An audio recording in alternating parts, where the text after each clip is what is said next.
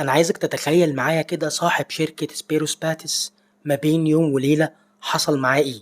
بين يوم وليلة الوضع اتغير حرفيا، من مشروب غازي مجهول الهوية محدش يعرف عنه أي حاجة، فرصة منافسته مع بيبسي وكوكاكولا تكاد تكون مستحيلة. مفيش مقارنة ما بينهم خالص من حيث رأس المال والشهرة والفلوس اللي بالعبيط في الإعلانات وفي كل حاجة. اللي هو أنت لو كنت دخلت عنده من شهر مثلا ولقيته يدوب مكفي العمالة بتاعته بالعافية، وقلت له انت خلال شهر هيكون عندك غزارة انتاجية مش طبيعية، كان هيقولك انت مجنون، ده ضرب من ضروب الجنون، اتكل على الله من هنا. لكن في لحظة واحدة بس ربنا مسبب الأسباب، من غير أي تسويق، فجأة الناس كلها بقت بتدور عليه، فجأة المكان بقى شغال شفتات 24 ساعة، فجأة المكان بقى مش ملاحق، والشركة اللي بتنتج لهم الأزايز البلاستيك بقت برضو مش ملاحقة وشغالة 24 ساعة. بقى أي حد يتصل بيهم علشان يطلب يقولوا له أسفين إحنا مش قادرين نلاحق على خطوط الإنتاج، وممكن نديلك ميعاد بعد 3 أيام. بقت الناس لما تروح تاخد منهم ما بيحاسبهمش، بيقول له بيع وبعدين نبقى نشوف الموضوع.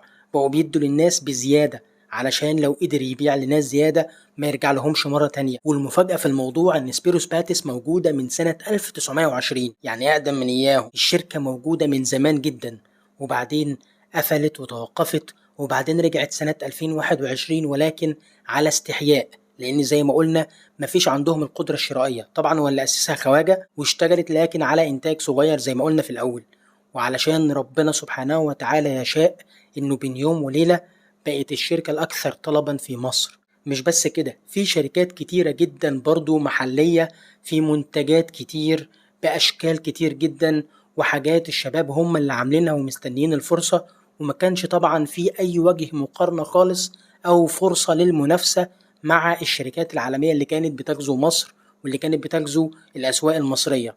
فدلوقتي الشركات دي كلها والحاجات المحلية دي كلها موجودة ومستنية بس انكم تلاقوها علشان تدعموها. وبذكر الامر برضو طبعا كلنا عارفين التضييق اللي بيحصل على منصات التواصل الاجتماعي اللي كلها مش مصرية ومش عربية للأسف، الا انه في الوقت الحالي في ثورة بتحصل في الموضوع ده. انك لو دخلت على متجر جوجل او جوجل بلاي هتلاقي انه في قائمة الترندنج سوشيال ميديا ابس او قائمة التطبيقات التواصل الاجتماعي المتصدرة، هتلاقي التطبيق رقم 1 هو اي توب.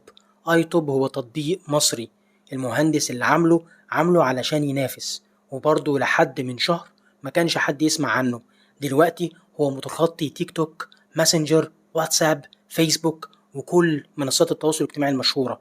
التطبيق عليه ضغط لدرجة مش طبيعية، والمهندس صاحب التطبيق بيتكلم بيقول ما كانش متوقع اللي بيحصل، وعمال شغال على قدم وساق علشان يقدر يطوره.